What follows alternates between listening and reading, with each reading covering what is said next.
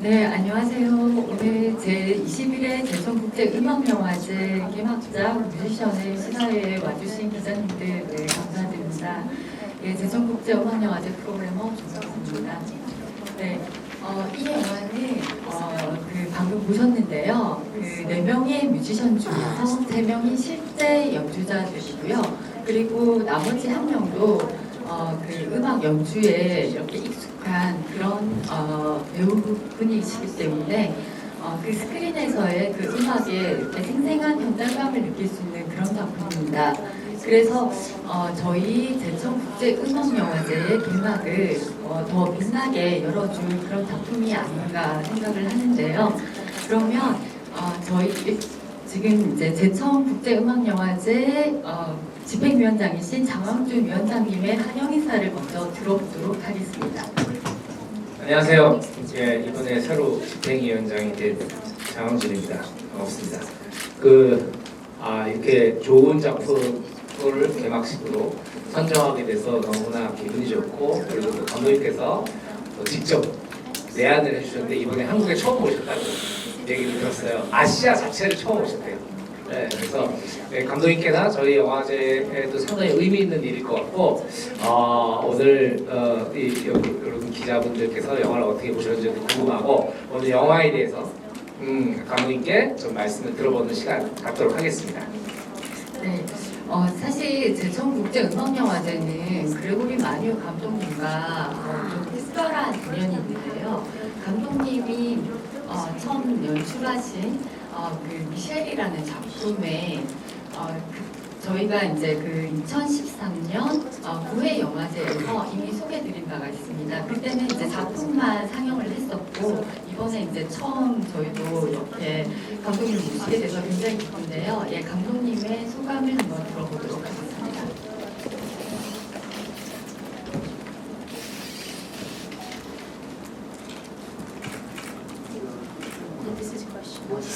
How do you feel about coming to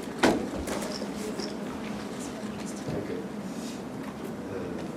you prefer to speak English or French? As I want? Okay. Do you prefer... okay, sorry. Do you prefer me to speak in English or in French? 제가 영어로 얘기를 할까요? 아니면 불어로 얘기를 할까요? 어떤 게 더 좋으세요? 불어로요. 저도 불어요. Okay, French. Merci beaucoup. 야! Non, comme ça, je serai plus précis et aussi plus concis. 그렇게 불어로 말씀을 하셔야지 조금 더 이렇게 정확하게 말씀을 하실 수 있다고 하시네요. 그럼 제가 그렇게 통역하도록 하겠습니다. C'est, pour répondre à la question, c'est vraiment compliqué à expliquer, mais c'est un petit peu fou quand même, parce que un film, vous l'écrivez, vous êtes là, tout seul dans un café, dans Paris, et puis vous écrivez des bêtises comme ça, des choses qui semblent un peu amusantes, comme ça que vous observez dans la vie. Et puis après, ça devient un script, et puis ça devient un tournage où là, il y a une centaine de personnes talentueuses qui sont là pour faire que l'idée que vous avez eue dans ce café existe.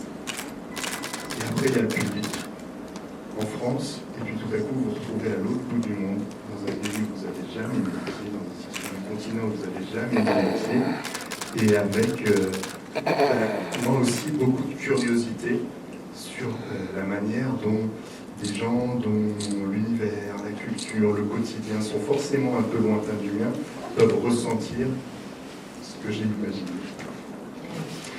처음에 감독님이 이 작품을 구상을 하셨을 때 이렇게 그 파리의 작은 카페에 앉아가지고 그냥 이렇게 머릿속에 마구 떠오르는 그런 생각들을 이렇게 끄적이시다가 그게 이제 구체화돼서 하나의 영화가 돼서 그렇게 관객을 만났을 때 그 기쁨이 너무 크셨다고 합니다. 그런데 이 작품을 가지고서 이렇게 미지의 나라까지 이렇게 멀리 와서 이렇게 관객들을 만나게 됐을 때의 그 기쁨은 또 다른 정말 큰 기쁨이다 이렇게 말씀드립니다.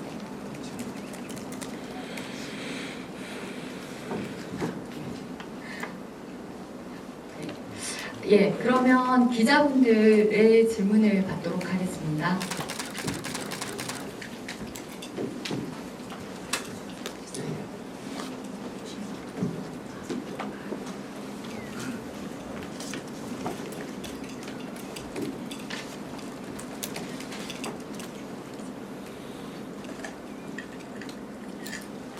예, 에이세이 강윤모입니다.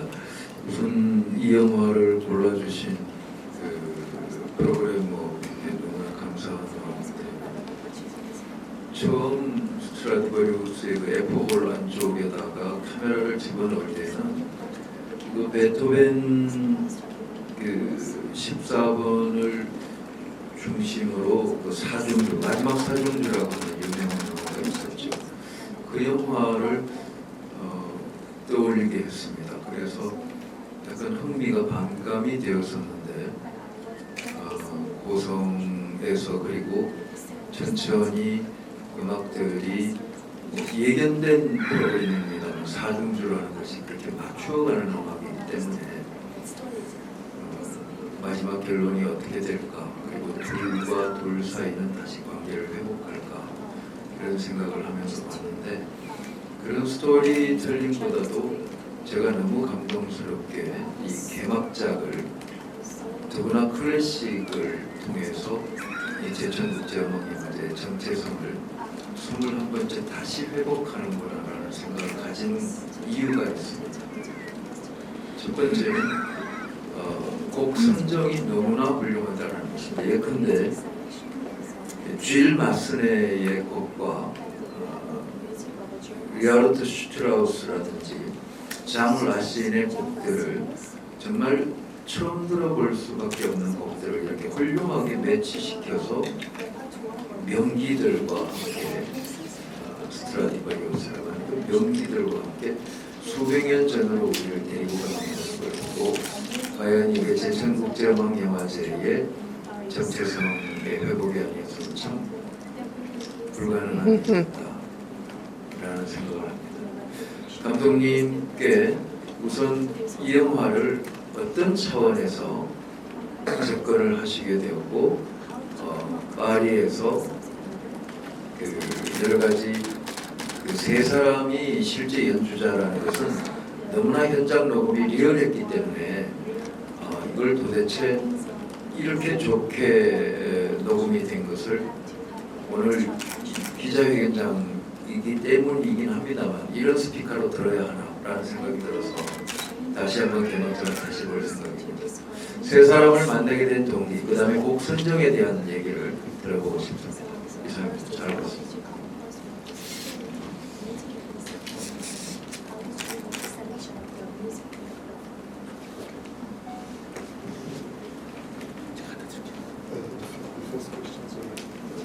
Il y a deux questions.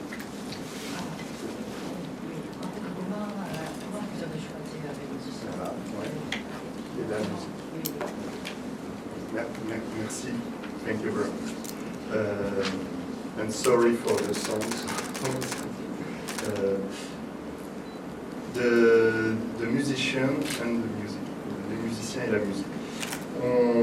Moi, je voulais absolument. Les quatre jouent vraiment de l'instrument. C'est pas trois. Il y en a trois qui sont musiciens professionnels, mais la quatrième qui joue du violoncelle, qui est d'abord comédienne, elle joue vraiment du violoncelle aussi. Et c'était le critère, c'est-à-dire qu'on a cherché d'un côté tous les comédiens qui sauraient éventuellement bien jouer, soit de l'alto, soit du violon, soit du violoncelle. De l'autre côté, on a démarché des musiciens et on leur a fait passer des essais en tant que comédiens. Et ça a été assez long. On a cherché en France, on a cherché en Angleterre, en Allemagne, en Belgique. Je crois que c'est à peu près tout. Et on est arrivé à ces quatre-là. Et une fois qu'on a eu trouvé les quatre comédiens avec le directeur de casting, j'ai réécrit un peu l'histoire en fonction de ce qu'ils étaient aussi, voilà, pour avoir des personnages qui correspondent. Et ensuite, je dois dire qu'ils ont attendu la partition, donc ça répond à la deuxième question, puisque Grégoire Hetzel, qui est le compositeur de la musique, avait un quatuor à composer, mais c'était un peu un défi parce que chaque séquence de répétition, il ne pouvait pas faire ce qu'il voulait. Ça devait raconter quelque chose de l'action et de la manière dont les musiciens s'entendent à tel ou tel moment de l'histoire. Donc quand il y avait la tension entre eux, ils devaient composer un mouvement où on sentait cette tension par la musique, par la technique, etc. Et puis quand on avançait vers l'harmonie finale, voilà, ils devaient aussi composer en conséquence. Donc il y avait cette difficulté-là de composition. Et enfin, pour finir, la dernière difficulté de composition, c'est qu'il fallait imaginer des mois avant le premier jour de tournage ce qu'allait être la bande originale du film une fois le film monté. C'est-à-dire que dans le scénario, on savait que à la 10e page, il y avait 1 minute 20 de répétition qui allait être tel morceau. Et une fois qu'on l'aurait filmé, on ne pourrait pas changer, parce qu'on l'a filmé comme ça. Et puis ensuite, il y a à nouveau 5 minutes d'action, puis 40 secondes de musique, puis à nouveau, etc.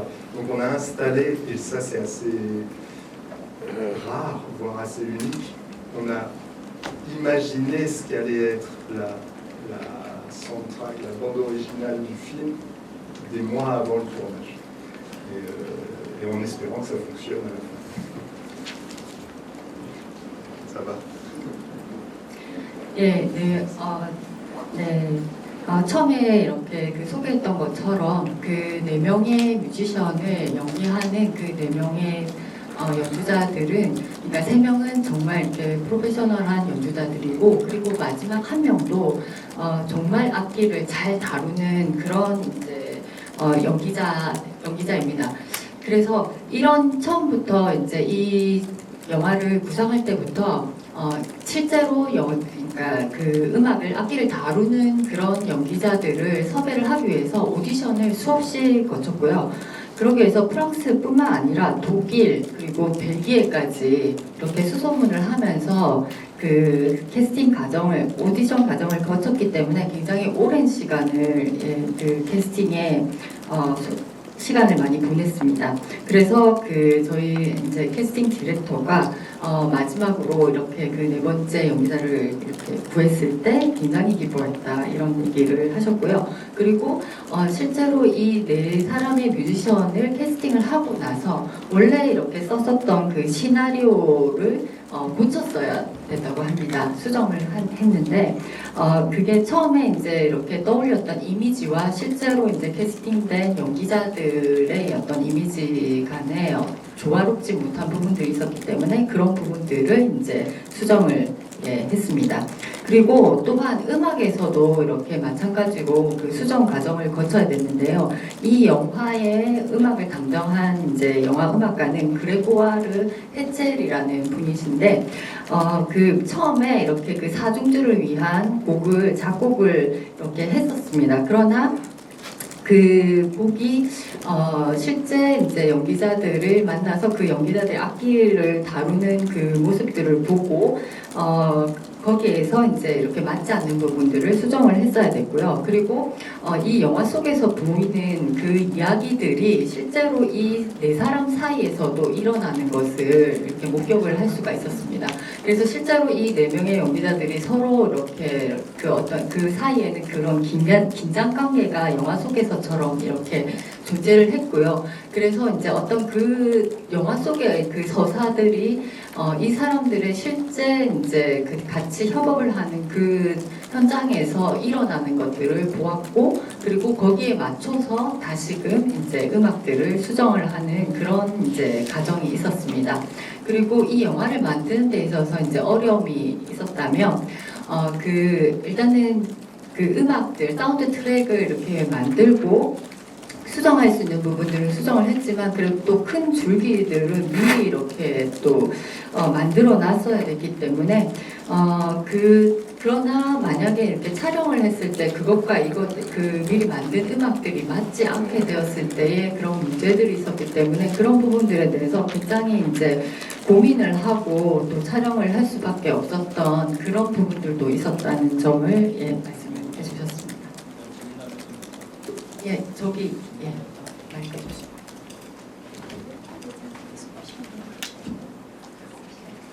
아시아경제 이희선 기자입니다. 영화 굉장히 잘 봤습니다. 저 감독님하고 장흥준 집행위원장께 질문 드리겠는데요. 일단 감독님께는 이제 몇 명의 연주자가 완벽한 작품을 만들어가는 과정을 하셨는데 이 이야기를 영화로 만들고 싶으셨던 결정적인 이유가 뭔지 궁금하고요. 또 마지막 장면이 굉장히 인상적인데 수업을 하면서 이렇게 끝나는 그 장면을 연출하신 이유가 궁금하고요. 또 이제 개막장으로 선정돼서 한국 관객과 첫 만남을 이제 앞두고 계신데요. 기대하는 바가 무엇인지 궁금합니다.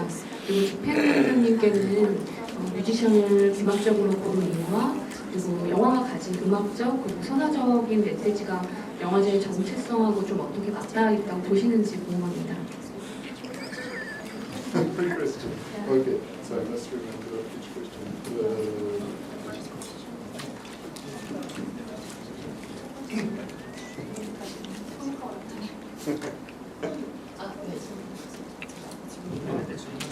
첫 번째 질문이 잘 안 들렸어가지고 첫 번째 질문 한번 해주시죠. 영화를 만들고 싶었던 결정적인 이유.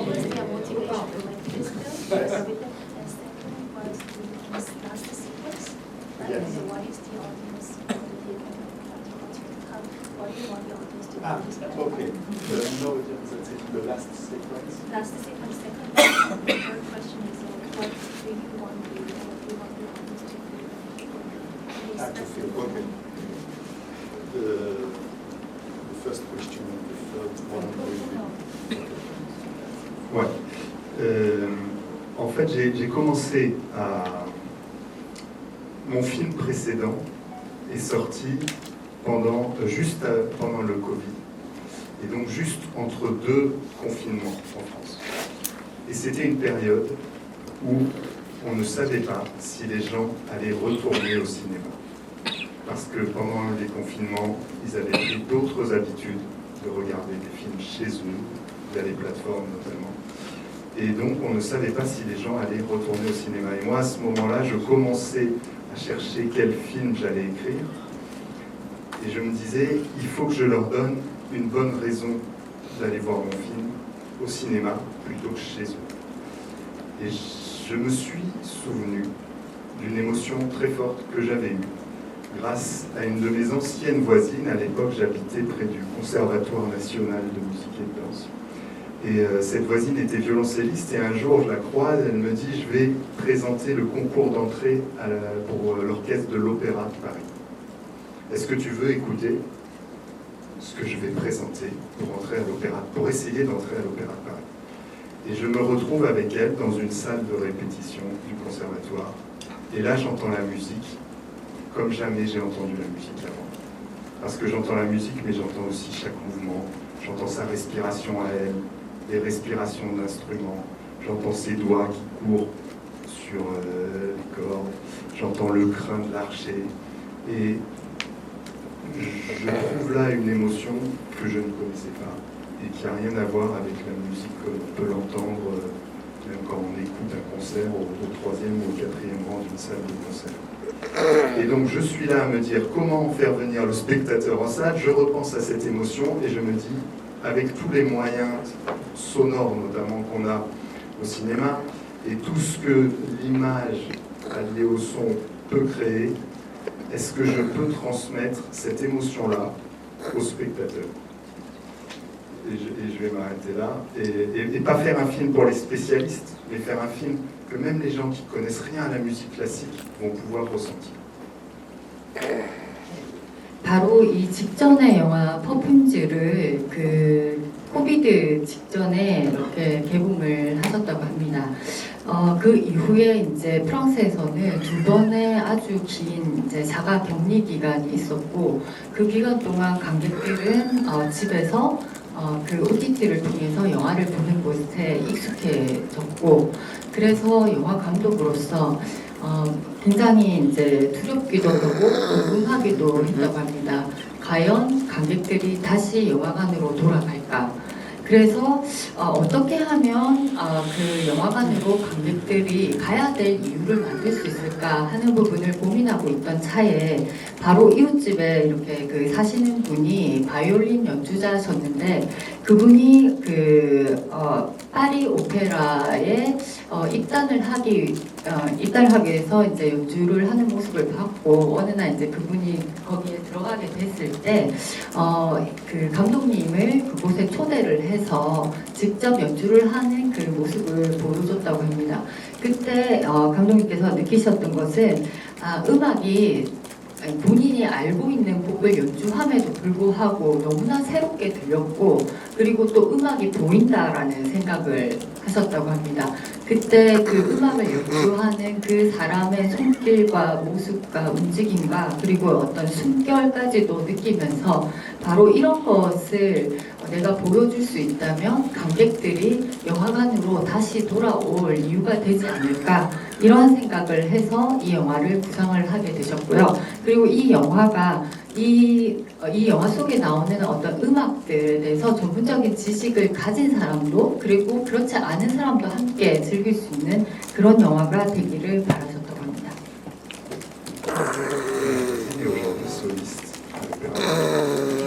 그래서 그분은 지금 그 이웃집 그분은 지금 이제 파리 오페라 단에 성공적으로 안착을 하셨다고 합니다.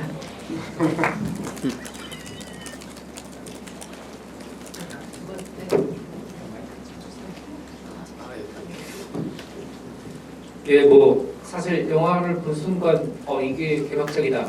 뭐 다르게 생각할 이유가 전혀 없었다고 생각을 해요.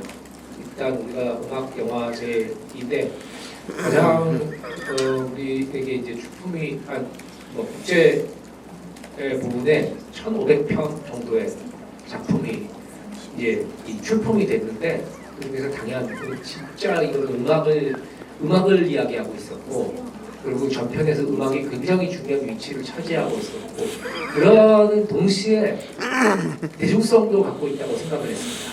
이것은 음악을 통한 그 인간의 갈등이 이해와 공감으로 그리고 치유되는 과정에 대한 이야기라는 것들이 굉장히 인상 깊게 다가왔고요.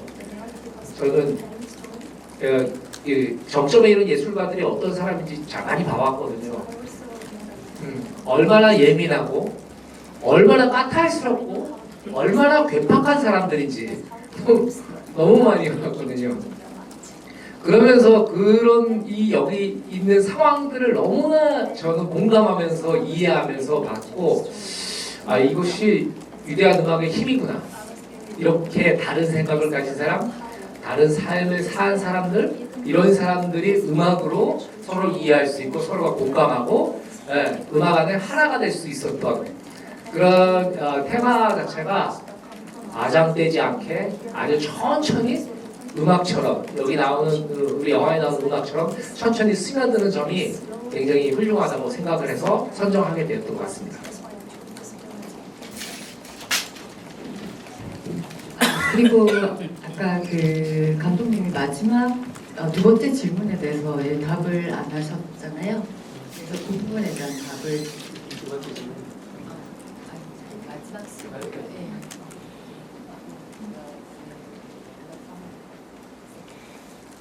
La séquence de fin. La question c'était pourquoi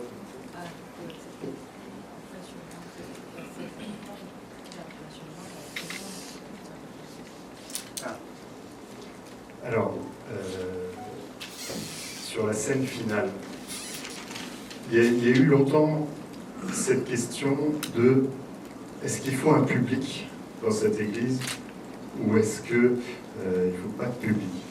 Et moi j'ai choisi de représenter quelque chose, alors je ne sais pas si ça existe ici, mais en France on a une chaîne qui s'appelle Arte, qui filme comme ça des concerts dans des lieux un peu exceptionnels et où il n'y a pas de public. Et ma référence, c'était Rostropovitch à la basilique de Vézelay. C'est dans les années 90. Rostropovitch qui interprète tout seul au milieu de cette immense basilique de Vézelay les suites pour violoncelle seul de Jean-Sébastien Bach. Et il est là, tout seul au milieu de cette église immense. Et j'avais trouvé ça très impressionnant. Et je pensais que ces quatre-là, si on mettait un public, on allait perdre quelque chose. On voulait qu'ils soient ensemble, on voulait qu'ils puissent se regarder en toute intimité quelque part, sans se soucier d'un public qui soit là. Et puis je ne voulais pas dicter aux spectateurs dans la salle ce que devaient être ses émotions à tel ou tel moment, en allant chercher le regard d'un spectateur du concert. Je ne voulais pas cette mise en abîme qui aurait, à mon avis, amoindri l'émotion du spectateur.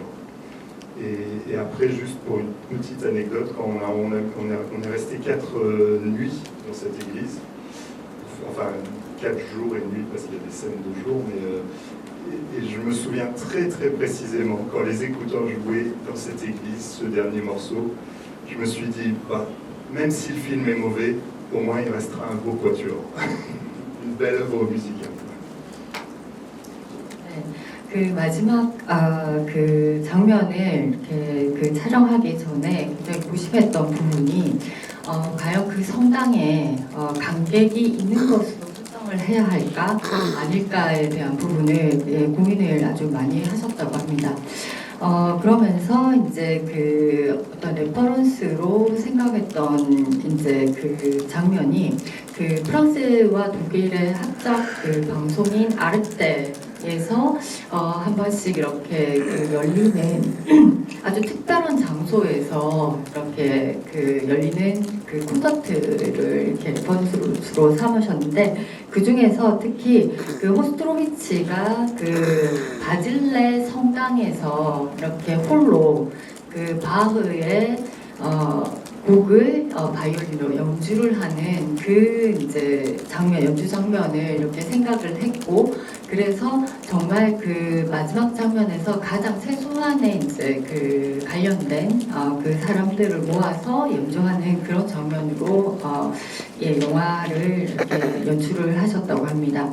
그리고 그 장면을 연출을 할 때 한 가지 이렇게 꼭 이것은 이제 지켜져야 된다고 생각을 했던 것이 그 연주자들을 따로따로 이렇게 그 촬영을 하는 것이 아니고 그 네 명이 서로가 서로를 의지하고 서로를 이렇게 바라보면서 정말 연기이지만 그렇게 연주를 하는 그 모습을 담으려고 그렇게 노력을 했고, 그리고 관객들에게 어떤 감정을 이렇게 여기서 꼭 느껴야 된다 이런 부분들을 최대한 없애기 위해서 그런 부분들에 대한 이제 어떤 연출을 상가하려고 굉장히 노력을 하셨다고 합니다. 그리고 그래서 이제 그 성당 장면을 그 4박 5일 동안 그렇게 촬영을 했는데요. 그 촬영이 끝나고 나서 이렇게 생각했던 부분은 이 영화가 만일에 성공하지 못한다고 하더라도 적어도 정말 이 마지막 곡은 남아있겠다 이런 생각을 했었다고 합니다. 네, 여기 카메라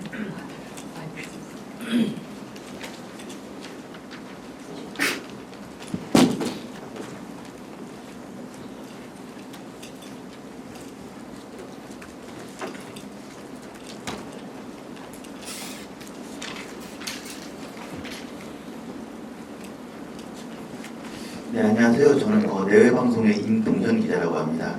우선 개막작으로 선정되시면 다시 한번 진심으로 축하드립니다. 감독님께 여쭤보고 싶은 것은 이 영화는 어떻게 보면 정말 구조화를 어떻게 조화롭게 만들까를 어떻게 보면 그 하나에 대한 이야기라고 볼 수가 있는데, 사실 이게 좀 어떻게 보면 말이 쉽게 사실 이렇게 어렵거든요. 사실 이런 자존심도 강하고 정말 이런 컨텐츠 어떻게 고를까. 그래서 영화 속에서 아마 이런 대사가 나왔던 걸로 기억납니다. 구조화가 오히려 또 조화롭다 이런 대사가 나왔던 걸로 제가 기억이 나는데, 감독님께서 생각하시는 어떤 그 조화라는 개념은 감독 조화라는 개념에 대한 감독님의 생각을 듣고 싶고요. 아무래도 또 감독님께서 또 직접 말씀하셨다시피 이제 실제로도 지휘자가 되셔서 그 배우들 간의 조화를 이루는 역할을 하셨는데 어떤 생각을 가지고 이제 또 그런 조화를 만들어내셨는지 궁금합니다.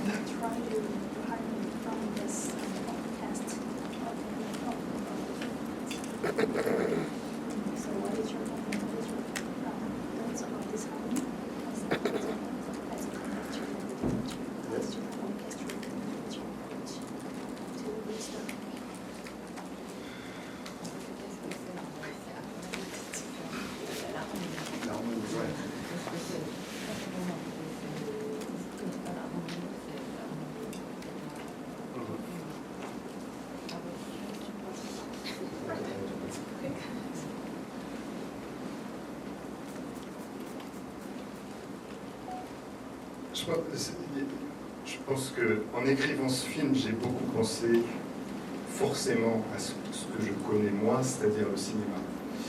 Et où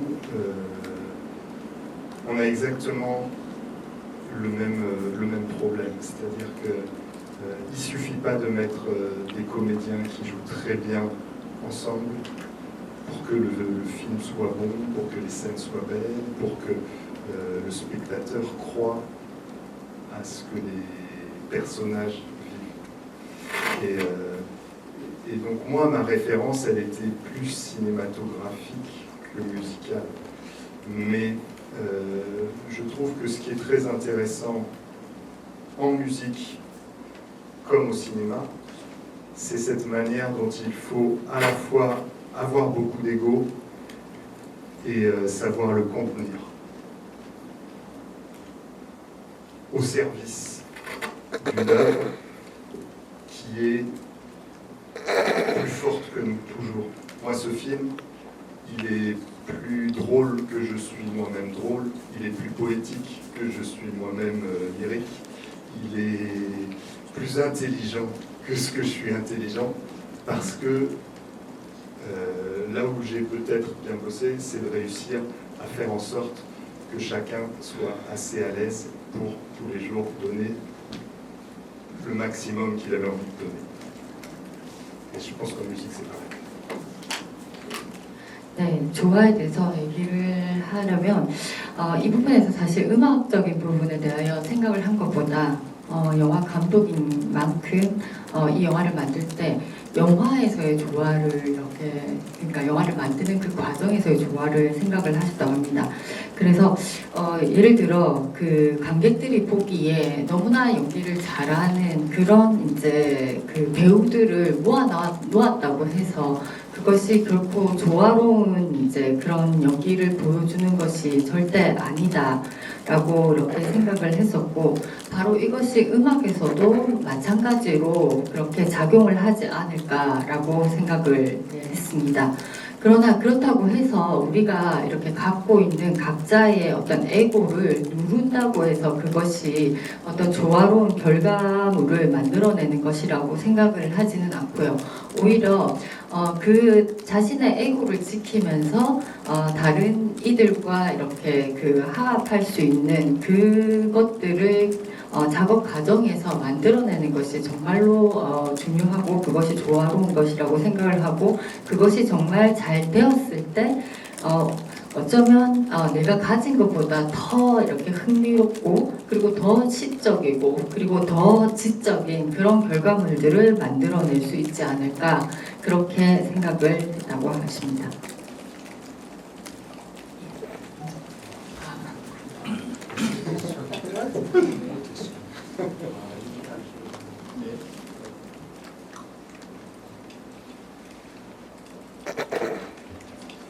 네, MBC 충북의 이승준 기자입니다. 이제 몇 시간 뒤면 한국 관객들에게 이제 처음으로 영화가 선보일 텐데요. 개막식을 보는 관객들이 영화가 끝나고 돌아갔을 때 한 가지 정도 갖고 갔으면 하는 느낌이라든가 메시지가 있으면 짧게 좀 부탁드리겠습니다.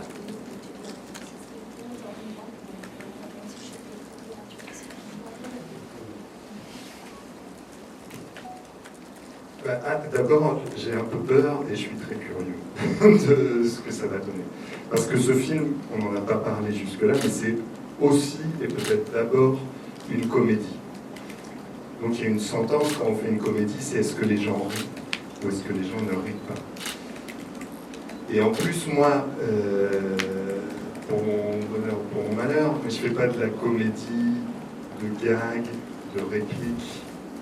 Je ne fais pas une comédie qui cherche à être efficace à la fraction de seconde. Je fais une comédie qui chuchote différemment à l'oreille de chacun. Et certains vont rire à tel moment, d'autres à tel autre moment. Certains vont juste rire intérieurement, et puis d'autres vont pouvoir avoir un éclat de rire. Et je suis simplement curieux, si ça marche pas, mais je suis très curieux de voir à quel point cette comédie est universelle et à quel point le spectateur coréen, que je crois avoir une sensibilité assez proche des Européens et des Français en particulier, pour ces choses-là, ces non-dits, ces regards, etc. Je suis curieux de voir si c'est ça ou pas. 한국 관객들을 만나는 것이 사실은 좀 무섭지만 또 굉장히 궁금하기도 하는데요. 사실 이 영화는 코미디입니다. 그래서 코미디에서 제일 중요한 것은 사실 관객들을 웃길 수 있는가 이런 부분인데, 그런데 이 코미디는 어떤 그 대사에서의 요즘 보통하는 그런 개그도 아니고 슬랩스틱 코미디도 아니고 그 부분에 대해서 감독님은 이제 그 기 속에 나지막하게 소근거리는 그런 코미디다라고 이 영화를 정의를 하시는데요. 그래서 과연 이 코미디가 정말 그 프랑스에서만이 아니라 그 세계적으로 통할 수 있는 그런 코미디인지 그것이 굉장히 궁금하고, 그러나 감독님이 아시기에는 한국의 어떤 그 유머라던가 이런 것들이 유럽이나 프랑스와도 이렇게 유사한 그런 유머 센스를 가지고 있다라고 알고 있기 때문에 그래서 더더욱 궁금하다고 하십니다.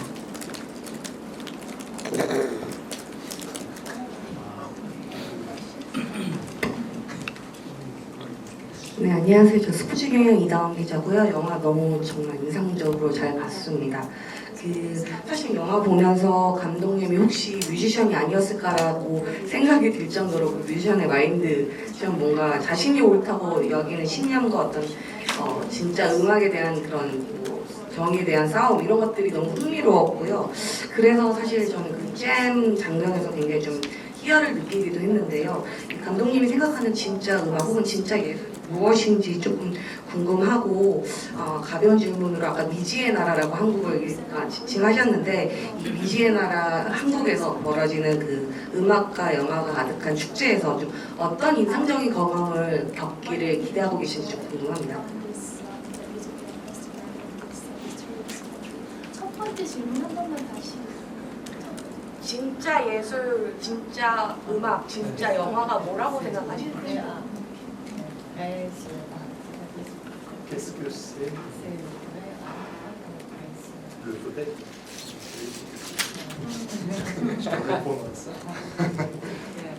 아주 어려운 질문이라 이 질문이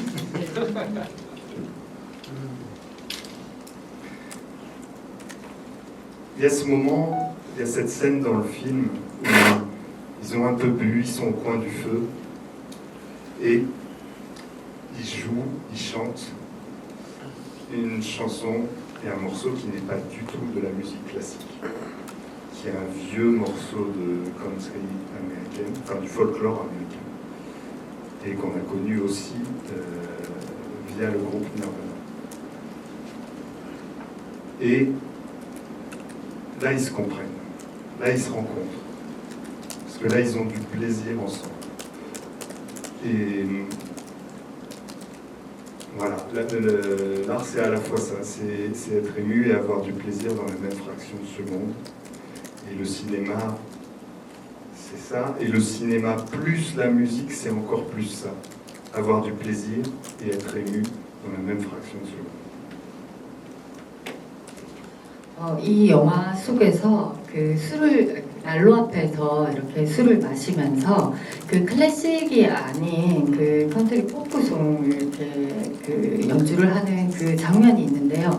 이 순간에 비로소 이 네 명의 뮤지션들이 서로를 이렇게 이해를 하고 또 서로 함께 이렇게 즐기는 그런 이제 순간이 이렇게 발생합니다. 그리고 그 순간에 서로가 이것이 정말 음악이 주는 기쁨이구나를 느끼는데 바로 이런 것이 음악이고 그리고 영화가 아닐까, 이것이 바로 진정한 예술이 아닐까라고 생각합니다.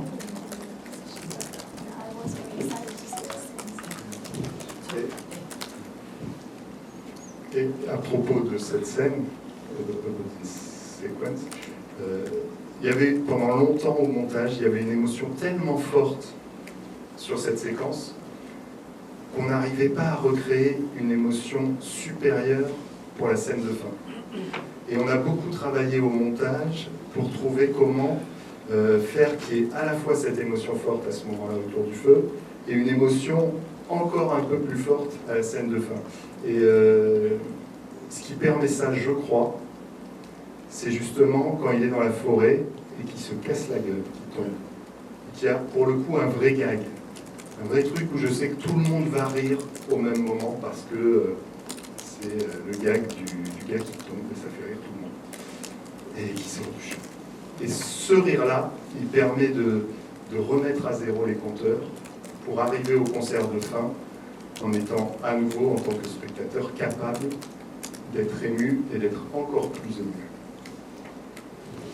바로 그 방금 말씀드렸던 그 신 직전까지 갈등이 최고조에 오르다가 이 부분에서 이제 그 정말 그 큰 감정으로 서로가 이렇게 감정의 공감으로 이제 서로가 이렇게 만나는 그런 부분인데, 그래서 사실은 이 부분을 이렇게 먼저 촬영을 하고 고민이 좀 많으셨다고 합니다. 왜냐하면 가장 이제 그 최후의 씬에서 어떤 그 관객들의 감정이 제일 극단적으로 고조가 되어야 되는데 이미 이런 고조된 감정이 있었기 때문에 그것이 조금 더 이렇게 크게 느껴지지 못하실까봐 그래서 이제 고민을 했었고, 그러면서 이제 넣었던 씬이 그 숲속을 거닐다가 이렇게 그 뮤지션 중에 한 명이 이렇게 넘어지면서 그렇게 다치게 되는, 그래 그 씬을, 그러니까 그 씬은 이제 어떤 몸으로서 하는 이제 개그 씬이기도 한데요.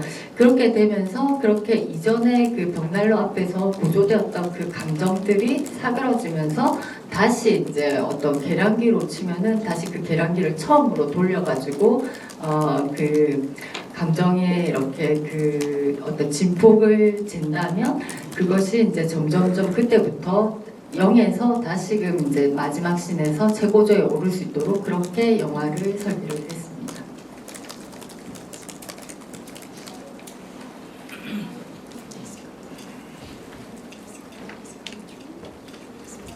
제천 지역 문화예술 전문적으로 다루는 신문 고닥저스의 석의원입니다. 현실적인 문제를 한번 드리겠습니다. 지금 이 영화는 상당히 음향이나 음질이 되게 중요한 영화로 생각합니다. 그런데 지금 개막전으로 선택되면서 영화 상영이 야외 극장에서 상영하게 되어 있습니다. 그거에 대해서 감독님은 어떻게 생각하시는지, 또 지금 집행유예 쪽에서는 그거에 대한 대비가 되어 있는지에 대해서 궁금합니다.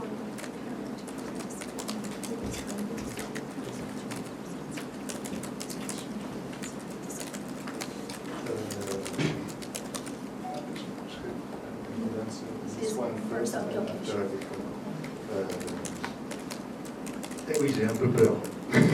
J'ai un peu peur de la projection en plein air, je sais pas. J'ai pas vu, j'ai pas encore vu le lieu, je me rends pas forcément compte, mais je sais que c'est en plein air. Et effectivement, et après il faut accepter ça.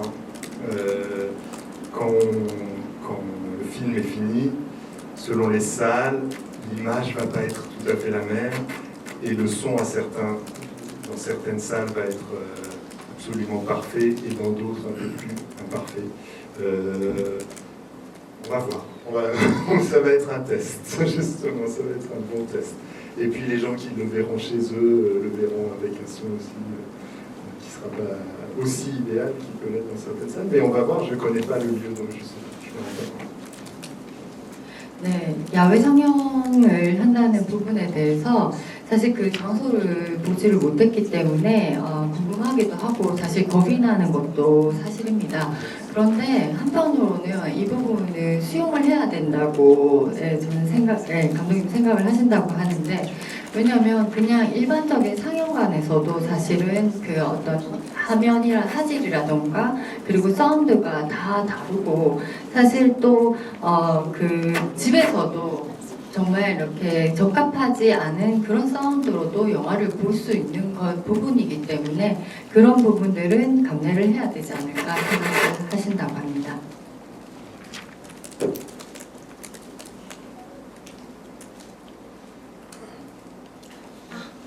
그러면 마지막으로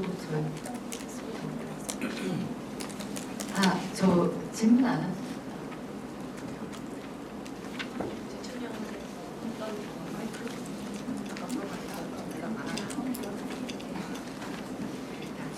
다시 마이크 잡았는데요. 아까 질문을 드렸는데 좀 답변이 좀 더 필요해서 다시 여쭤봅니다. 한국의 아시아 중에서도 아시아도 처음으로 오셨고 또 한국도 처음으로 오셨다고 하셨는데 한국에 온 소감 듣고 싶고요. 또 한국 영화나 한국 문화에 대해서 좀 알고 계셨는지 좀 추가적으로 또 이번 내한이 향후에 좀 영화적 여정에 좀 어떻게 작동할지도 포함해서 같이 답변 부탁드립니다.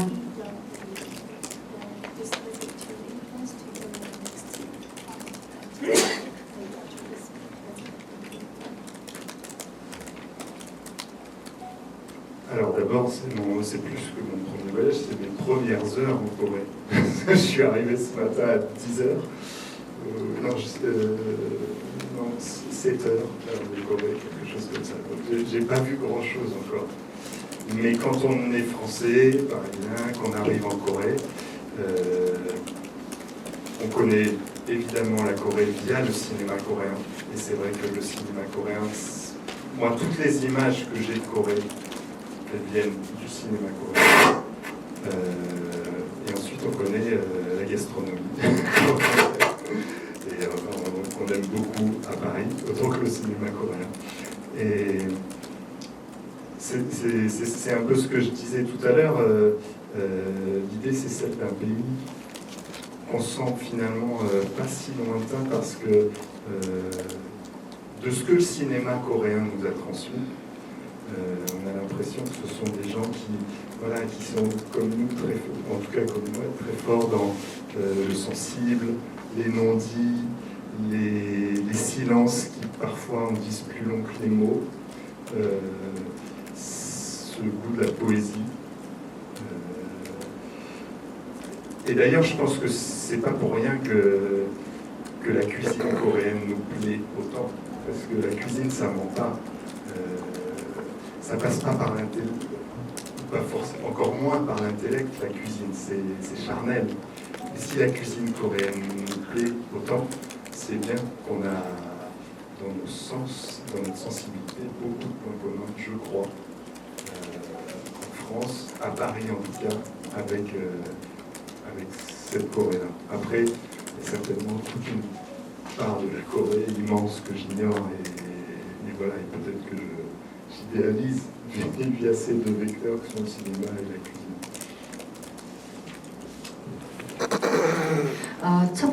한국에서의 첫날이고 그리고 이제 그보다 더 이제 구체적으로는 한국에서의 7시간을 보냈다는 사실이 굉장히 이제 감동적이라고 생각하시고요.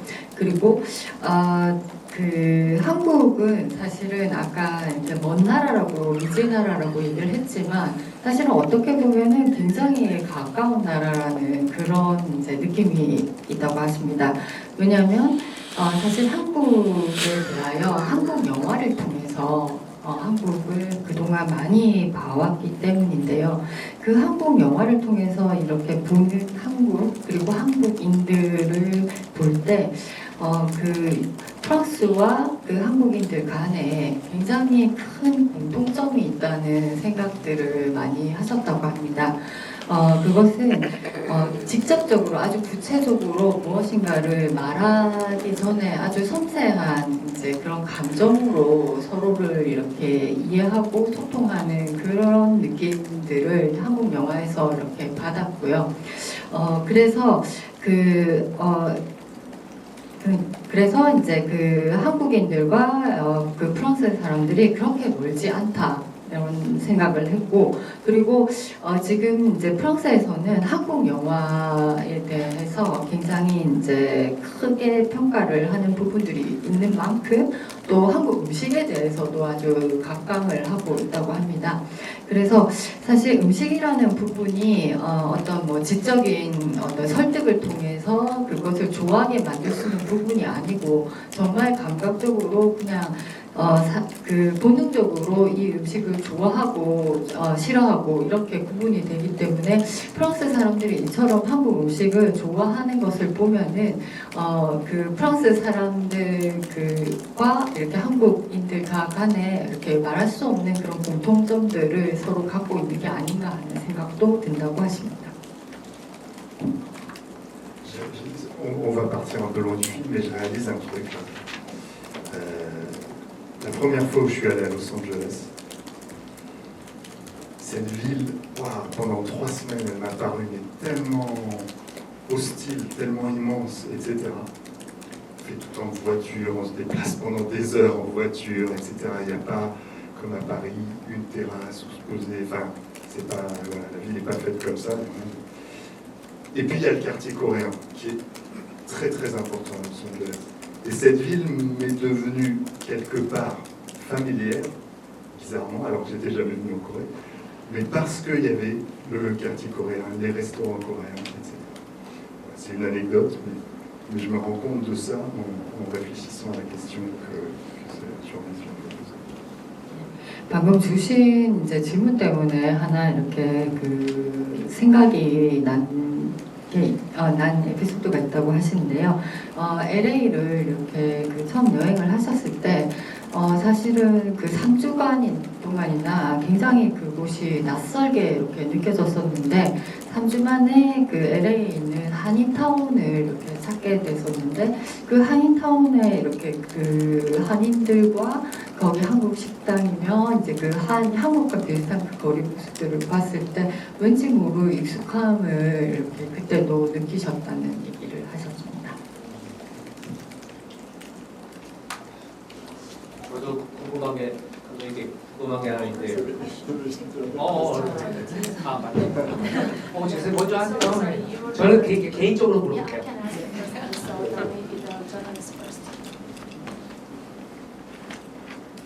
안녕하세요. 저 이슈에디코의 김수경 기자라고 하는데요. 우선 영화제에 초청해 주셔서 정말 감사하다는 말씀 드리고 싶고, 저도 좀 가벼운 질문 하나 하려고 하는데 두 감독님께서 이번 영화제를 통해 처음 만나신 거잖아요. 그래서 영화를 포함해서 좀 여러 얘기를 나누셨을 것 같은데 두 분이 서로 첫인상이 좀 어땠는지 간략하게 얘기해 주시면 감사하겠습니다. 먼저 통역해 주시겠습니까? 그 사이에 먼저 말씀드리면 오늘 감독님을 오늘 처음 뵙고 그리고 여기 대기실에 있다가 여기 들어오기 전에 뵀어요. 바로 전에 뵀는데 사실 굉장히 속으로 놀란 게 굉장히 그 관록 있고 되게 지긋한 약간 연세가 있으신 감독님이 오실 거라고 생각했는데 너무 젊으셔서 깜짝 놀랐고, 네, 그리고 제가 영어를 거의 못하거든요. 외국어를 하는 게 없는데 아까 우리 프로그래머님이 좀 도와주시기도 하셨지만 어떤 이 영화 얘기도 좀 하고 극장에 대한 얘기 그런 얘기들을 하는데 이 친숙하고 굉장히 편안했어요. 그리고 만유 감독님이 오늘 기자분들을 뵈니까 이렇게 인기가 좋으신지 몰랐고, 만유 감독님은 제천의 스타가 될 것이다.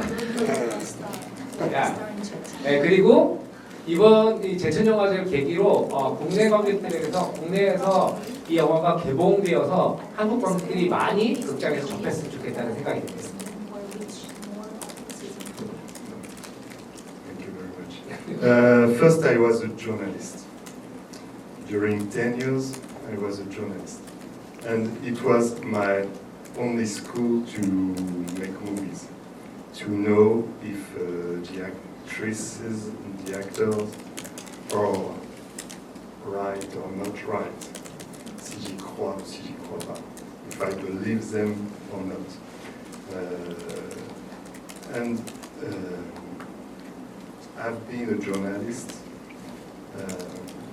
Is something who learn you how to listen people, how to meet new people each day, understand them, etc. And it's something really precious. And it's not anything for me today to meet Korean journalists. Sorry. 네. 네, 제가 사실은 감독이 되기 전에 한 10년 정도 언론인이었었습니다. 저널리스트였다 보니까 사실은 어떻게 보면 그 저널리스트로서의 경험이 저의 어떤 영화를 만드는 방법, 배우를 만나는 방법, 이 배우를 만났을 때 이 사람이 나에게 맞는 거 아닌가를 결정할 수 있는 그런 어떤 직감, 이런 것들을 배우는 저의 영화학교 같은 것이 제 저널리스트 경험이었거든요. 그래서 지금 제가 영화 감독이 됐지만 저는 지금도 비슷한 것 같아요. 그러니까 지금 그리고 저널리스트가 되면서 가장 많이 배웠던 것이 사람들의 이야기를 어떻게 경청하고 사람들에게서 무엇을 배우는가라는 그런 방법이었던 것 같은데, 지금도 이제 감독으로서 한국에 와서 한국 사람들을 만나고 경청하고 또 많은 것을 배울 수 있을 것 같습니다. 저희가 사실 개막식 준비를 해야 돼서요. 그럼 짧은 질문 딱 하나만. 방금 그 말씀해주신 것 중에 어떻게 이제 저널리스트여셨다가 감독을 하게 되셨는지 궁금한데요.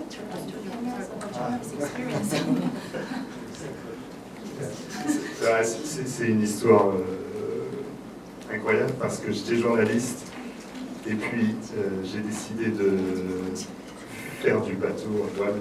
J'ai fait une course à la voile en solitaire, une transat à la voile en solitaire et pas mal de voiles en solitaire. Et j'ai commencé à filmer ça et j'ai fait d'abord des documentaires, puis des documentaires, je suis venu à la fiction. Voilà. Mais c'est un parcours tellement improbable que je ne sais pas si ça raconte quelque chose. C'est en français.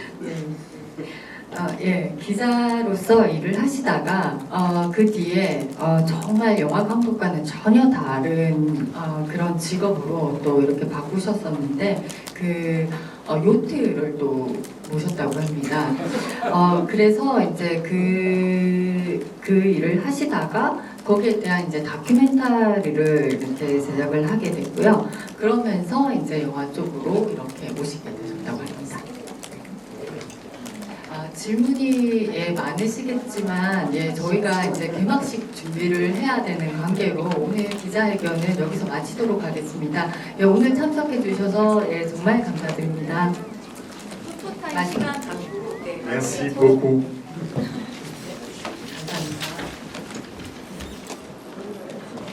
포토타임 시간 갖겠습니다. 네. 정면 한번 바라봐 주시고요.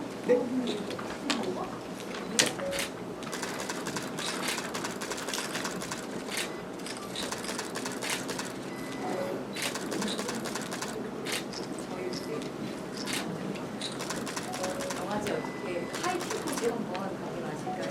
네, 하이킹 포즈 한번. 네, 하나, 둘, 셋. 네. On va gagner. Ok. 파이팅!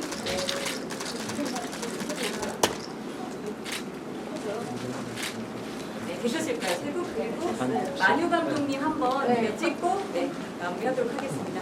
Ah, moi tout seul. Ok. Sorry, please one step move to the back, please. Yeah. Tell me. Yeah, behind the. Sorry. Okay. Thank you. Tell me right or left. as Yeah, you this want. person. Okay. 찍겠습니다. 저기 네, 스마일. 네. 되셨을까요? 네, 마무리하겠습니다. 땡큐. 고맙습니다. 네. Merci beaucoup.